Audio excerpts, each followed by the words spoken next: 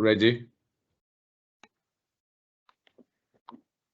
Hi everybody, I'm sorry we're a few minutes late starting today. Thank you for joining us. So those of us that have been with us all month will know that we are coming to the end of Autism Awareness Month. And as with our previous webinars, this last session is a chance for us to answer any outstanding questions, to deal with any questions that people might want to put in the chat, but also just to speak again with some of our presenters who gave us some really fascinating webinars all through the month. So I'm going to ask them to introduce themselves. If you can put any questions that you have in the chat, then I will feed them through to our presenters. And we also have Claire Duggan with us, and Claire is the responsible director for autism and mental health. And she's going to do a sum up at the end and talk a little bit about what we've learned from the webinars and a bit about next steps. So if I could ask the presenters to introduce themselves. Andy, would you go first? Yeah, hi everyone. I'm Andy. I work at a local authority as an advocate for SEND young people, and I also run a charity called Spectrum Gaming, which is an online community for autistic young people. It's nice to see everyone today. Great, thanks Andy. Susan. Hi, I'm Sue Hastewell Gibbs and I work on the Learning Disability and Autism programme across the North West for NHS England. Brilliant, and I believe we also have Maureen with us. Yeah, hi, I'm Maureen Hunter. I'm the mental health lead for the North West region for NHS England. And we have Claire, I think. Hello, I'm Claire Swithenbank. I'm the regional head of the Learning Disability and Autism programme for the North West. Great, welcome Claire. We also have a colleague called Hannah going to join us in a little while. She's running slightly late. She has some lived experience in autism and presented a webinar to us earlier in the month and was really keen to help answer the outstanding questions from her conversation. So as I've said, if people can put new questions in the chat, that's absolutely fine. We are going to try and keep the conversation to about half an hour because we did commit to making this bite size and we know people are super busy, but we didn't want to miss the opportunity. We have 4 questions which are still outstanding from our previous webinars. And the first one, and I'm going to ask the panel to answer this in the order that they introduced themselves, if that's okay. The first question is, how can we be better allies to people with autism? Andy, could you give us your response to that question? Yeah, I think for me it's quite simple. I think what happens is people have this prescriptive view of sort of what autism is and how autistic people should be supported. But of course, one size doesn't fit all. Every single autistic person is different. So the most important thing for me is working together with each individual autistic person to see what works best for them. One thing that I'm really keen on is, well, I think a common theme is people say they know a lot about autism or have a lot of experience of it, but that doesn't mean you have experience of that individual person. So just being open to learning and improving and going out of your comfort zone to do things differently. And I think going out of your comfort zone and being willing to do things differently applies to each individual person you meet, because like I said, it isn't a one size fits all for everyone. So yeah. Thanks, Andy. That's really helpful. I think Susan, you were next. Yeah, I would agree with everything Andy said, but I would also, it is about asking the person what suits them, not assuming that you know what's going to suit them. And definitely, I agree that one size does not fit all in something like this, and kind of getting away from the label. It's the person we're talking to, and what can we do to make your life better at this, at working with us, and what can we do to improve things, and listening rather than just thinking you've heard. Brilliant. Thanks, Susan. Who was next? It was Maureen, wasn't it? Maureen, what's your take on that answer, that question about allyship?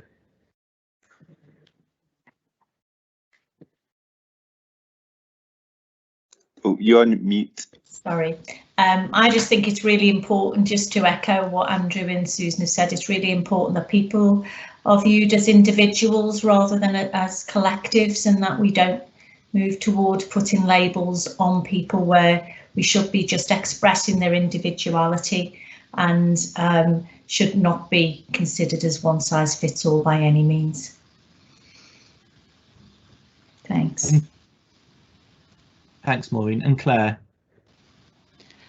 So I'm not going to repeat what my colleagues have said. I think it is about working together. I think it's about a flexible approach, finding solutions. So I think, You know, we all work in different ways, we all access services, we all watch different things, we all like different things. So I think it's, as Andy said, about being really, you know, around the person and what is best for them, what the best outcomes are, and working within whatever framework that we've got to find a solution, because there's always a solution. We just need to work together to find it. Right, thank you. That's really helpful. The second question we had, that's kind of that we left hanging after one of the first or second webinars, and we've just not been able to caught up with ourselves till now, is about images of people. So the question is, when will we begin to see more positive images in our organisations and in social media and on television of people with autism? When do we think that might begin, and what can we do? What can we do to support that agenda? Andrew. I think it's a bit of an interesting question, because I feel like there already are lots of positive there already is a lot of positive representation of autism in the media. Not to sort of self-promote or anything, but I run Spectrum Gain, which is an online community for autistic young people.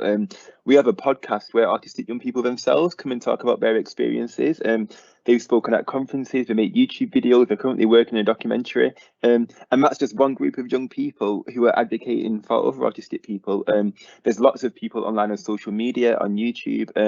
And there's lots of celebrities coming out as autistic recently as well, like Anthony Hopkins. Eminem's written in songs about being autistic. The creator of Pokemon was.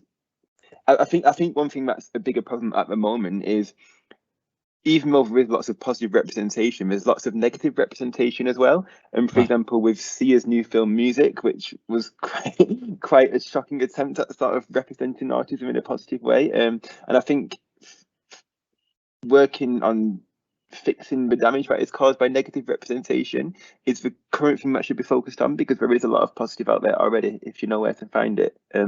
Yeah. And maybe that's the key thing. Maybe people don't know where to look to find positive images. Maybe you know, negative sometimes just outbalances positive, doesn't it? And maybe people don't know where to look. Just thinking about the podcast you talked about then. So we are developing in the Northwest a system-facing EDI resources page. Be really interested in linking to your podcast if that's possible. Is that something we could do? Would you be able to drop us the link to Evo perhaps, and we could signpost to that, because we want it to be a landing page for all sorts of good practice that people can then go to and find that we can signpost people to. Yeah, of course, I'd be happy to. Really helpful. Susan, what's your view about the imaging, positive and negative? Well, I would say, like Andy said, he didn't want to self-promote, so I'm going to promote Andy and say that I find Andy a really positive role model, and it was fantastic to hear his webinar and to hear from his perspective, not the perspective that you can read about or hear about, but hearing it straight from somebody.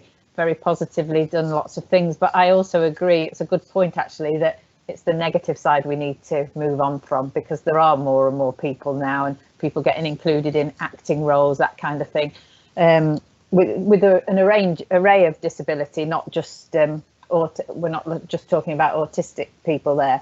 But I think I think we need to work hard to remove the negative side of things, to see it as something that, oh, somebody can't do that because they're autistic. We need to flip that and say that somebody can do that, even though they're autistic. It doesn't matter. It shouldn't be a label, I don't think. But I think somebody like Andy, who was talking about his work role and the work he's done away from work, is a really positive role model, and I think we need to promote that more. Maureen, do you have anything else to add? No, as you say, I think it's very much about how we start to mainstream, and I'm just thinking about within, NHS England, about some of the messages and communications and images that we use, and about how I can take some of what Susan and Andrew have said back to base, really, to think about how do we shape our comms and how do we shape our responses to ensure that we do accentuate the positive rather than the negative. So there's certainly thinking for me that I'll take back. Thanks. Thanks, Maureen. And Claire? I think it's how we use autistic people to develop those campaigns or those images, social media messaging that actually involve them. So actually we understand what it is that we're trying to say, and that their views and thoughts are included within that in terms of the diverse population that we represent, whether that's adults or young people. They're very diverse and different views, and they engage with social media or different media forums in different ways. I think there's something about how we lead by example as well. So as NHS England's an improvement, how do we do that in the things that we do, and how do we do that in people that we employ? All those elements, I think, just support a more progressive and positive image. But I do agree with Sue around how do we combat that negativity, because everybody has bad days, don't they? And we shouldn't. We've got to reflect a balanced picture. And that isn't always what comes across in the media or social media. Thank you. Great, thanks Claire, that's really helpful. The third question we have is about the autistic spectrum and what it means. And the question is this, so it's not my question, but I've picked it up from the chat previously. So the question was, what is the autistic spectrum? And are we all on it? I don't know who wants to go first in that. Again, so it's not my question, it came out of the chat, so the context perhaps is lost. I think it could have come from the fact that we do hear the term autistic spectrum used quite a lot without necessarily the context. And I think the questioner is just wanting to understand better what the kind of scope and context of that is. Andrew, are you able to offer any insight into that question? Yeah, I think in terms of what the autism spectrum is, I think previously it's seen as like a line between sort of mild autism and severe autism. But I think that's actually quite an outdated perspective to have. I see it as more like a circle where you have lots of different traits and you can be sort of high or low for each, if that makes sense. Like, for example, with sensory differences, I'm undersensitive to smell, I'm oversensitive to light, undersensitive to balance. So you have high and low for each different individual trait. And yeah, that's just that's just, I think that's the best way to describe it. I think what's happened historically is people are seen as either low functioning or high functioning, and then what happens is if someone's high functioning, you're expected to sort of fit into how society works and sort of fit the mold of how neurotypical people are, which is unsustainable for the majority of autistic people, because you're expected to hide your struggles, which are real struggles and which can challenge you quite a lot. But then if someone's described as low functioning, it's people make assumptions like that they don't understand what you're saying to them and that sort of thing. But there's lots of non-speaking autistic people who have moved on to doing open communication, and a few have said actually they've understood everything that is being said to them the whole time. And the problem is, because of their sensory differences, there's no way to prove that. There's an amazing book called Ido in Autism Land by a non-speaking autistic person who said he was in a specialist school where he did ABA therapy, where he was asked to sort of match letters of the alphabet to sort of what a teacher was saying, and he understood he understood how he knew what the alphabet was. He just couldn't prove it because of his sensory differences. And he said it was like being in a living hell, going through the same drill day by day by day, because he knew the answer, he just couldn't show it. And so I think that's why showing lower high functioning isn't very helpful. In terms of everyone being on the autistic spectrum, I would disagree with that. But one thing I always say back is you could feel sick and have a sore back, but that doesn't make you pregnant. So everyone can have traits of autism. You can have your sensory differences, you might struggle with social communication, but I see it as a completely different neurotype. It's the first time when I realized this was a few years ago.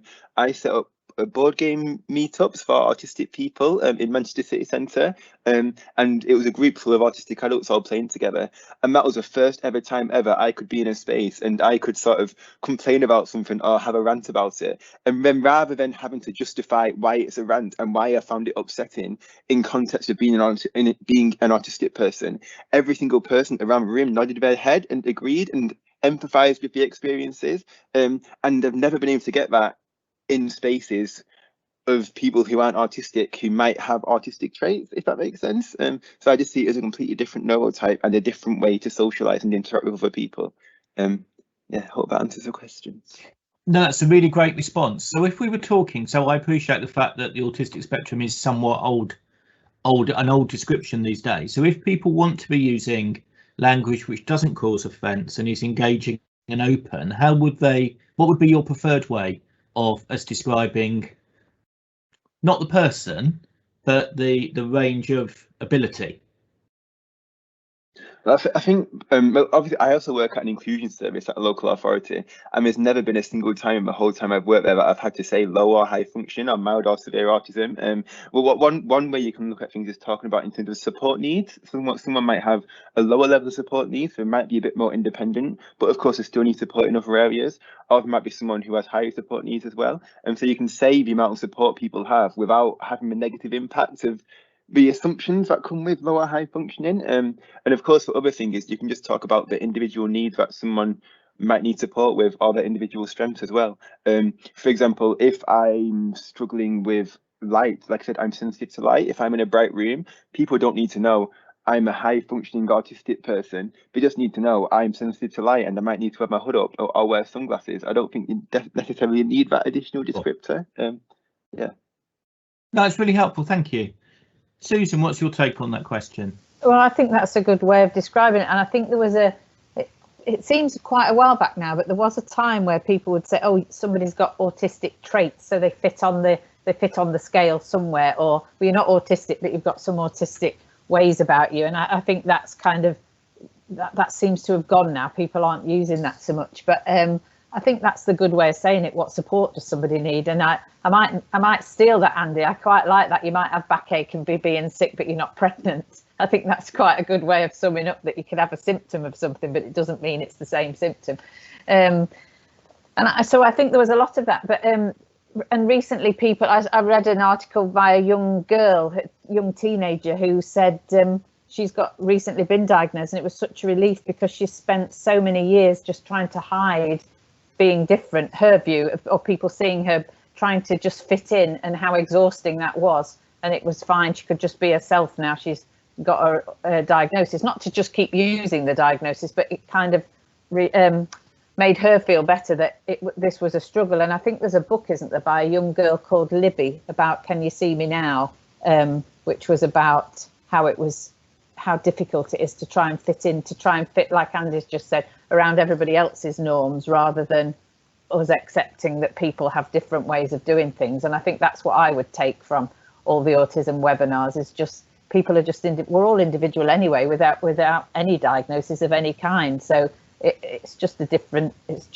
way of being a different person, isn't it? So, but yeah, I think it's often a struggle for people in society, and I count myself as part of that, is we expect people to fit into the what we see as the normal way, and it shouldn't be like that. Everybody's normal is their normal.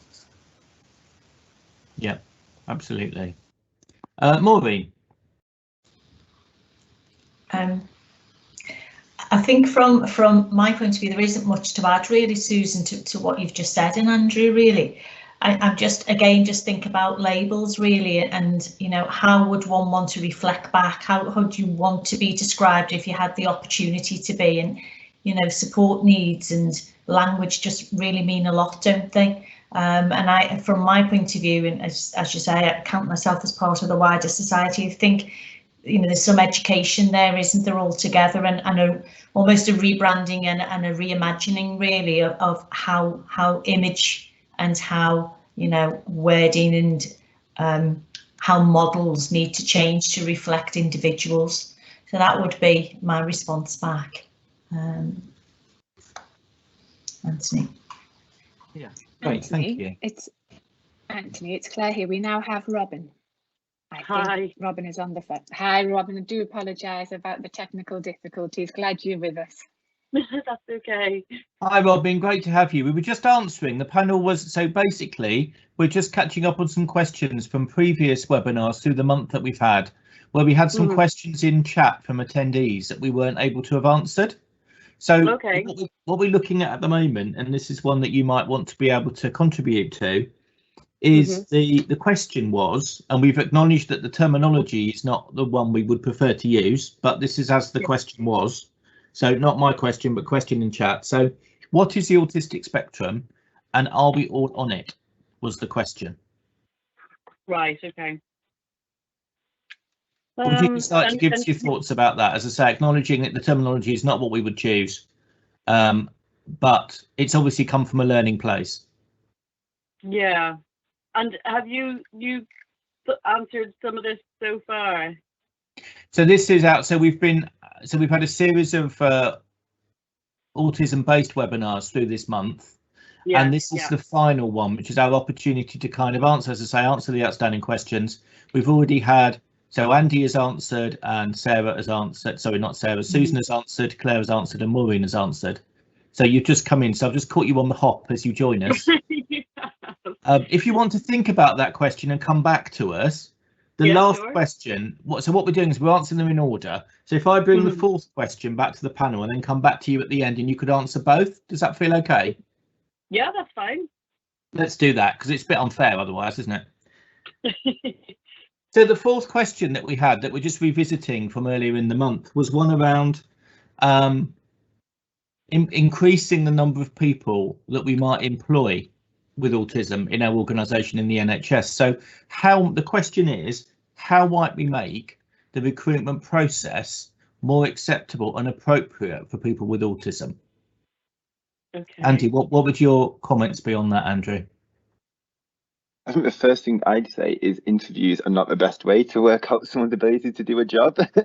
You know, whenever I'm asked a sort of a spontaneous question that I haven't thought about in advance, my response is always absolutely atrocious. But then in my work job, if there's something I'm passionate about, or we need to come up with a new project or idea or concept, I'm easily available to sit down and focus on it and do a really, really good job on that thing the majority of the time. So I don't think having interviews and a typical way people are assessed is a true reflection of someone's ability to do a job. Another example of this is sometimes, you know, I personally feel quite uncomfortable around most people.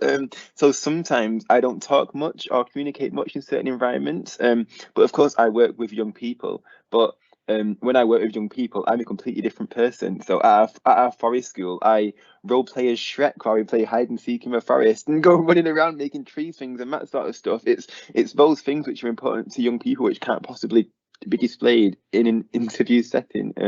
But yeah, that's it. Okay. So is there any bit about the bit before that? So how might we attract? So we know that people with autism have some amazing talents.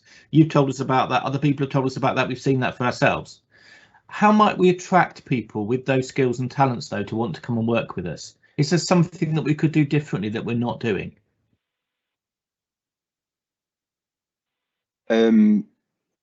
In terms of how to attract people, I don't know. I guess just just make things look more attractive. I don't know. I think for me, the way that I was interested in my job at a local authority is that I felt like the system doesn't do too well in how SEND young people are supported, and you know, I was really interested in doing what I can to change that. So when I came along, I also had some ideas of solutions and potential new approaches which could be adopted.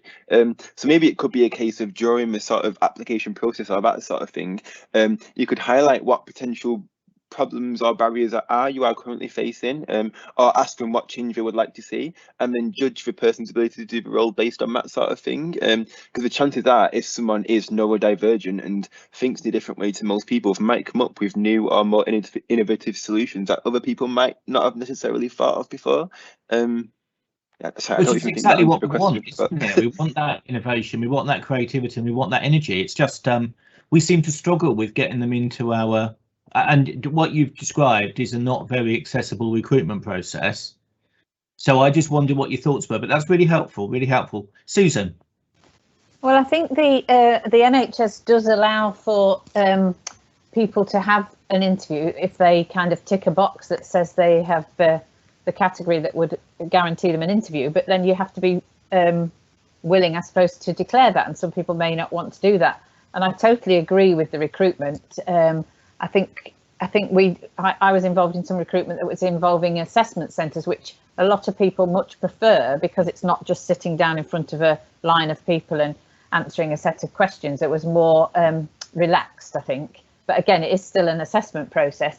And I think it's maybe part of the way to attract people is there's the reasonable adjustment side of things to make people's lives better, but also if we can show more that we are an inclusive employer, and that we welcome you, and we can make adjustments for you, and we want to know different ways of thinking, and we want to know different approaches, and by coming into the NHS as an employee, you'll be welcomed and not ostracized or put in that category or that category or that category. We want you with us because you can bring something to the organisation, and we will accept that, and we'll enhance that, and we can enhance the things that people bring, not just fit people into boxes. That's how we've always thought, so that's how we've always got to do it.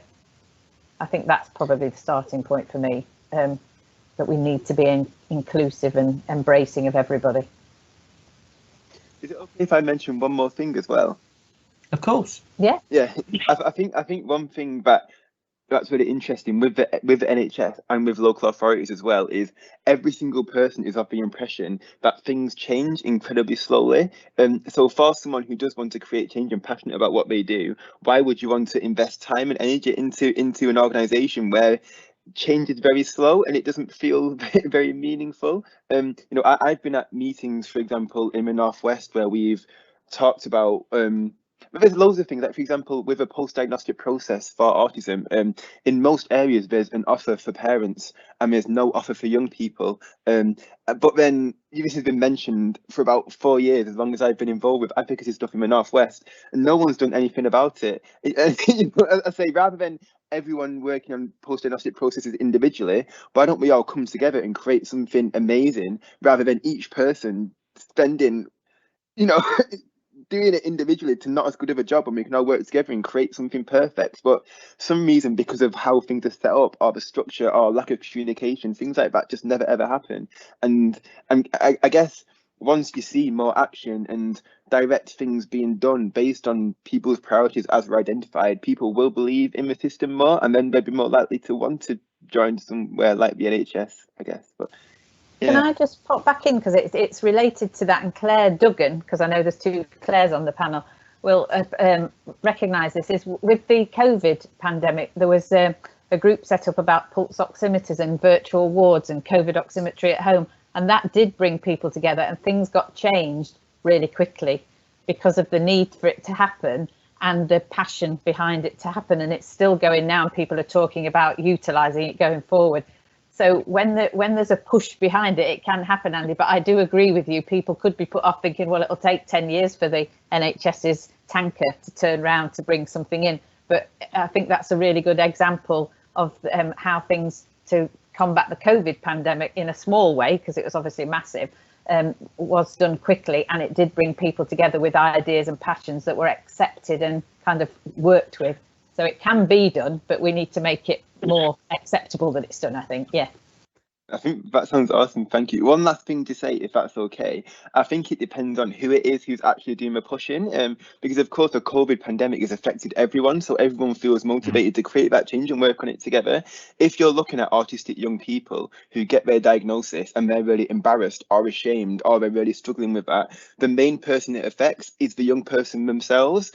So you could, when I was younger, I felt so alien, and day by day I felt completely hopeless, thinking I feel completely different to everyone else. I'm always going to feel this way. What's the point in even trying to hope for anything different? But it was only me who felt like that. Everyone else felt okay. And when young people and autistic people push the importance of this, and then other people don't necessarily understand it, I think that's what could be a barrier to change. So I think maybe a change in perspective to actually prioritising the views of people with lived experience and actually actioning that. Because obviously I come from a background of sort of co-production and advocating for the views of young people, and it's usually a one-way process where people say they do co-production, but what happens is people ask for young people's views on what a one-page profile should look like, or how to improve a local offer website. And while you are actually doing co-production and working in partnerships to deliver those things, they aren't the direct priorities of young people. At the exact same time I was working on a local offer as a young person, everyone at our local youth forum said, we want to have friends, we want activities to go to, even though they were our priorities. Because they weren't the priorities of the organisation, they were never actually actioned. So I think a shift in how things work is also quite important. Good point. Excellent. Thank you very much. Maureen, do you have a take on that question about accessibility?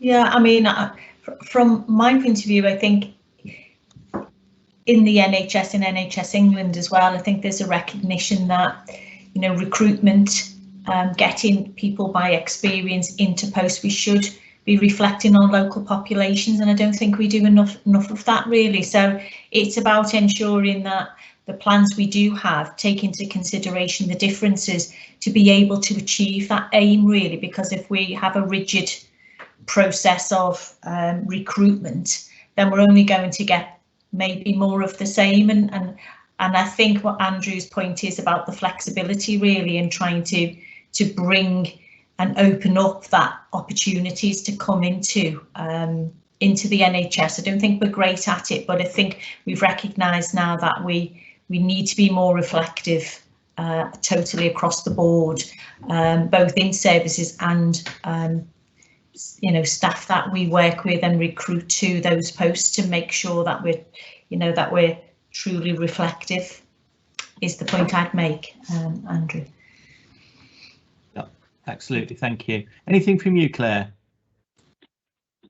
I think there's just something about when we go through any recruitment process, it's about understanding the skills and expertise, and actually to test and see that evident interview is not always the right process. So we just need to think about how we use those broader reasonable adjustments to really hone out the skills that we're after within posts we're recruiting to, because as Andy said, you know, an interview doesn't suit anybody, but actually the skills we're trying to fulfill in a role might not be those sort of skills that we want within an interview. So I think it's flexibility. I totally agree with Maureen's point about diversity and us representing the populations that we're serving, and we're all different, and we need to make sure that our workforce and our organisations reflect that, so we truly understand what the need is and how we can champion that, so we don't wait 10 years, we do it at the, you know, at speed, at pace. Sure. Okay, and I guess actually just the purpose of these webinars actually, because these are led by our EDI resource, our Equality and Inclusion work streams, actually is about having these conversations and people really understanding about to have these extra levels of consideration in the decision making and how they plan and propose and employ. So that's kind of where all this is sitting, and we just need people to come to the webinars, listen, retain information and learn with us. Okay, so I don't think, I'm just going to check if there's any more questions in the chat. Yes, there are. Let me just have a quick look to see what I've got in here.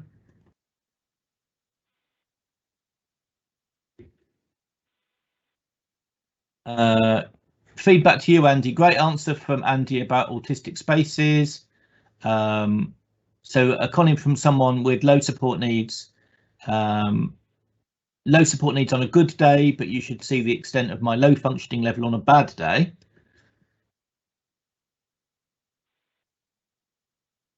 And then the other bit, which is relevant to our final question before I come back to Robin, I'll just ask her to comment, is perhaps to interview a case study for candidates who are successful in advance, allows time to prepare and think about what they can offer.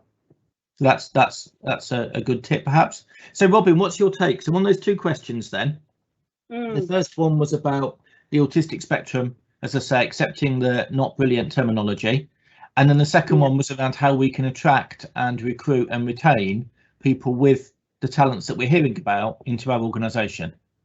Well, so the first one, I mean, I would say it is a developmental condition, and there's a wide spectrum of characteristics that people have, and that includes things around communication, but it doesn't necessarily mean somebody physically can't speak to you. It might be difficulties with interpreting meaning, or difficulties with in communicating what they mean.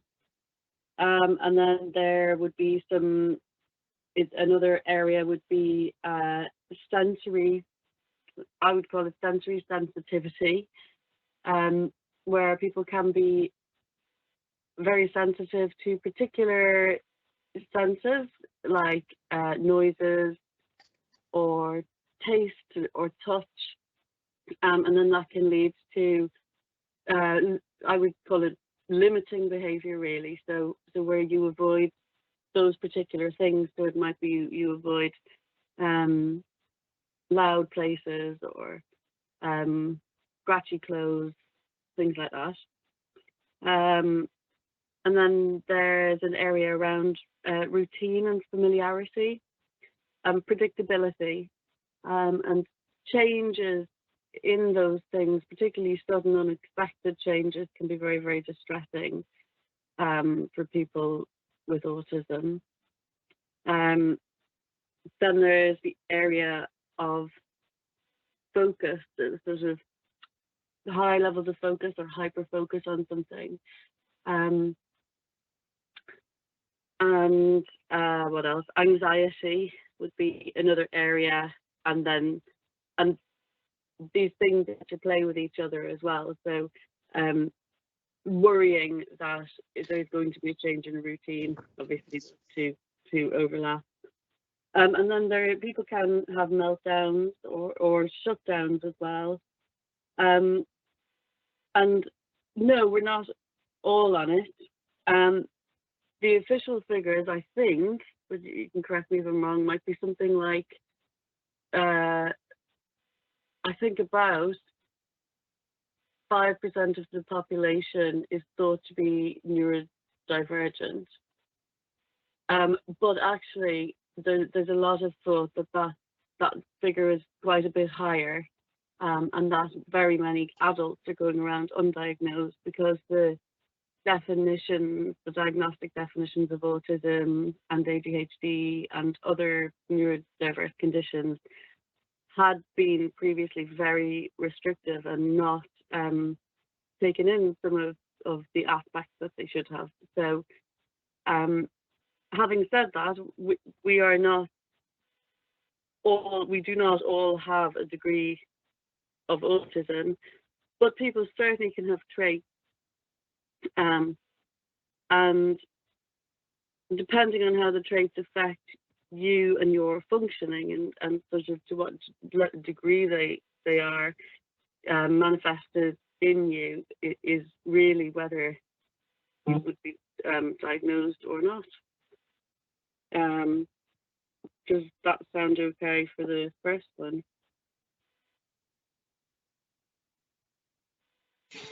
Okay, thank you, Robin. That's really helpful. And then the second one was about how we might recruit more appropriately and attract people with the skills and talents that we're hearing about to work in the NHS with us. Do you have any thoughts about what we might? So there's clearly some barriers, unintentional barriers. How could we work together to break some of those down? Well, I think I think you were talking before about interviews being difficult. Is that also in relation to this? Yeah, absolutely. No, absolutely. Yeah. So, I mean, for me personally, I just can't fill in forms.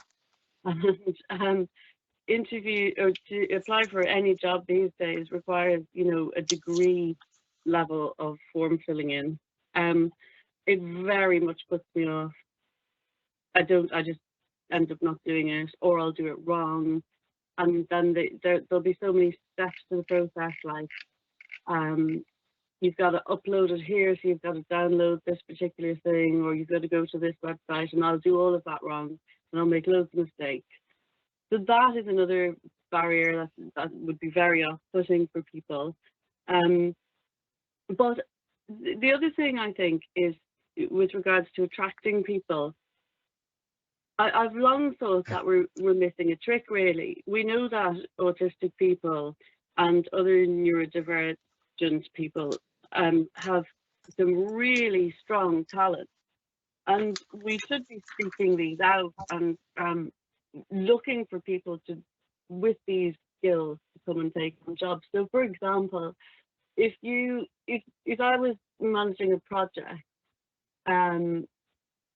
you know, in a standard project management type way, the people with autism would very likely be very good at doing the SWOT analysis part of it. It requires rigor and attention to fine detail. And then you get to your bit where you're looking at your tactics and your strategy, and people with ADHD thinking outside the box, you know, lots of ideas, would really fit that area. Now that's just one example, but I just have long felt that we should be using people for their skills, not because they're in a place or a job that they're in, if you see what I mean.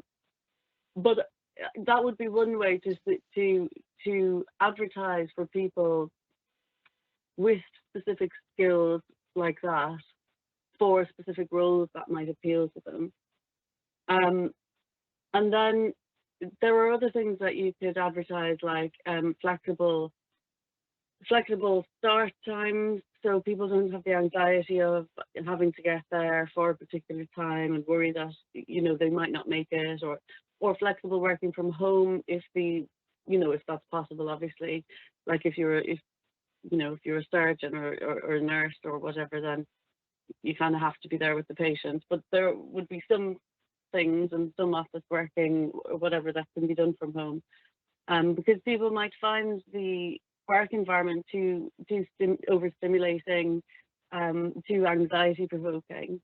You could also very much encourage individual ways of doing things and alternative ways of doing things. For example, you know, don't worry that you'll have to sit through long meetings and lose your attention, because if you want to sit and knit or fidget or whatever it is in the meeting, you know, this is very much encouraged here. So people feel they would be coming to a comfortable place, a place that's going to support their needs and their own way of doing things. And the other thing is, we all go through forms of appraisal and assessment, and different ones suit different people better. And I really feel that we should be assessing people in their jobs in the way that suits them best, so the way that allows them to perform the best. Now, for some people, it might be that they would like an exam, a written exam, and they would do that well every year, and that would be fine. But for other people, they just can't perform with that, and maybe they would prefer, a TAD type, you know, colleagues' opinions of them would be better, of what they can do. Sure, and that's really helpful. So that's quite a different way to the way that we currently do things. And I think what we do is, so I think what you're describing is when we have someone, when we attract someone to the organisation, there's ways and things that we can do to support them. It's getting them through the door, isn't it? Understanding that some of the things that we've got in place to get the right person actually puts barriers in the way. Has Robin dropped off, Anthony? I'll ask Natasha. Maybe her phone signal went. I'm not sure. I don't think she's with us anymore. Yeah, I'll see, because we've got Hannah on the call now as well. Hi, Hannah. Hi. Hi, Hannah. Thanks for joining us. We're just working through some of the questions that came through from our previous webinar, and the one we were talking about, the final one, and I'm just going to stick with the final one because I know that Claire needs to speak as well before we time out, was how we could. So we've heard a lot through this month about the talents and the skills that people with autism bring to us and the creativity and the innovation. But our recruitment process puts some barriers in the way. So how might we attract and recruit and retain people with autism a bit differently? Do you have any thoughts on that? Yeah, absolutely. I think actually our processes for recruitment can be quite limiting. And if you are going through the process of applying for a job as an autistic person, particularly with the way that we set things up in the NHS, there might not actually be a lot of information about the process that you're going to go through, and that can cause quite a bit of anxiety. So you might see, you know, the first part of the process might be filling in some forms. It might be quite difficult to get through that process. If you then move into the second part of that process, you might be emailed to say, oh, you will have a test on such and such a day, but it might not actually give you very much information about what that will involve. And I think that can, for an autistic person, be very difficult to deal with, not having that information, not being able to prepare for that. So I think being really, really clear about what that process is, what the timescales for that process is. Again, if they get to the point where they have been offered the job and they're going through DBS checks and things like that, for example, we leave people at that point and say, we'll get back to you. And it could be any number of weeks, actually. And that's a point where we could really lose people if we're not being really explicit, actually, about what the process is, what the next point of contact will be. And I think it's some of those really small details that could make a really big difference, actually. And I think I heard what was being discussed just now about forms.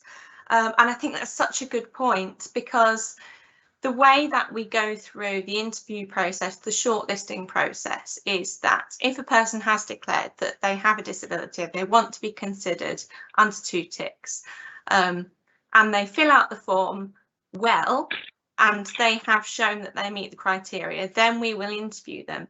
If they've had problems filling out that form, even if they did meet those criteria, if they haven't been able to communicate that through the means of that form, we're not necessarily going to take them forward to interview. So I think there are kinks to be worked out there as well. And in terms of actually attracting autistic people into these roles, for me, some of it is about flexibility and really demonstrating a commitment to flexibility. And not just singling out any particular group, but, you know, really giving examples of how we will make this job work for whichever candidate is the right person, whatever that means for how it will fit them, whether that is home working or whether that is, you know, we'll put you on the ground floor because you have difficulties with spatial awareness and find stairs difficult, or whatever that might be. Being really, really explicit about that. But also, we're in a place, I think, where we don't have many openly autistic people in leadership roles. And if you're an autistic person going into an organisation, you want to go into an organisation where you think, I can be myself and progress and be recognised, and this is not going to stop me. So I think having really visible autistic people in leadership, and how we get to that point is another question, but that would be enormously powerful, I think, in attracting people. Thank you, Hannah. That's really, really helpful. There's no more questions in the chat, so I'm going to draw this part of the webinar to a close, but I'm going to hand over to Claire Duggan. Claire's going to sum up some of our learning from the webinars. Thank you for your people, and then talk a little bit about next steps in this space. Claire, over to you.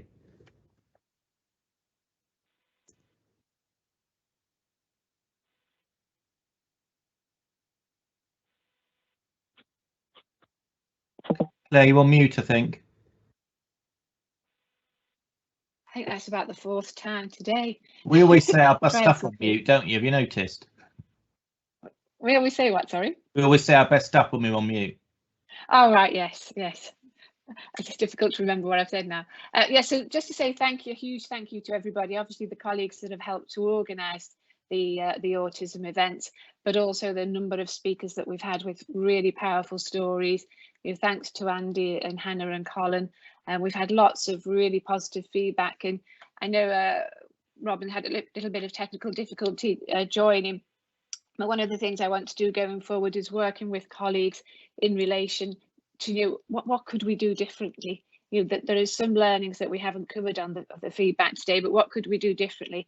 And I think it was so inspiring from what Andy said, because colleagues that know me, they will know that I really appreciate what you were saying about the speed of change. Why does it take us so long to do things? I can see Sue laughing there. And one of the, I think COVID has meant we've done some things really quickly, but how do we maintain that speed, and how do we maintain that way of breaking down barriers? So really keen that we do that. We've heard a lot from people that either have autism, who care for people with autism, but also people that are commissioning and providing services for people with autism. And it really struck me, when you say we co-produce, but the co-production might be on a little poster and not actually about the things that really matter. So I think we've really got to take that to heart and be thinking about that, and how can we really get that value and creativity, but then making those reasonable adjustments, because we want to ensure that everybody has an equal opportunity. So to have an equal opportunity, you need to have an equal way of applying for that opportunity. And just listening to what Hannah and Robin were saying on some of the ways that the first step just to get to an interview can almost be impossible. So there's been some really, as I say, powerful, really helpful, instructive ways of doing things. It's really useful. I mean, personally, I've learned a lot from them.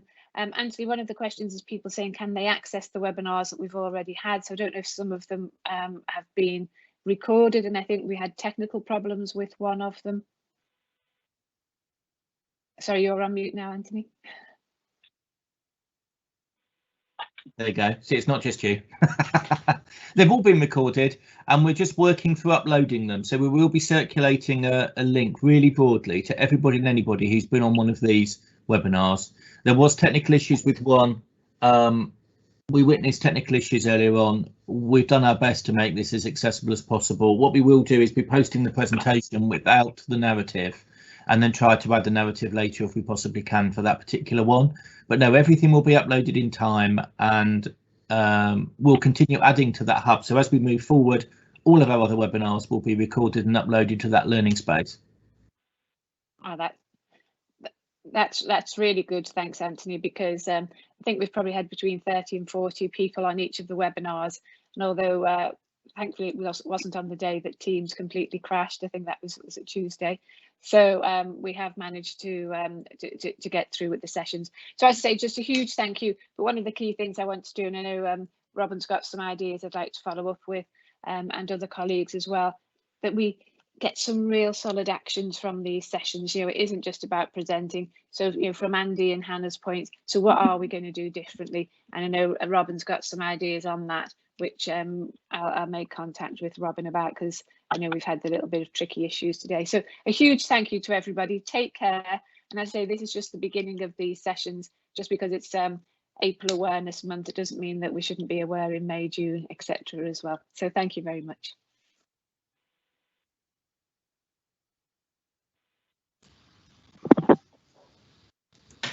Thank you very much, Claire, and for everyone who's listened and everyone who's participated. Our next webinar will take place on the 21st of May.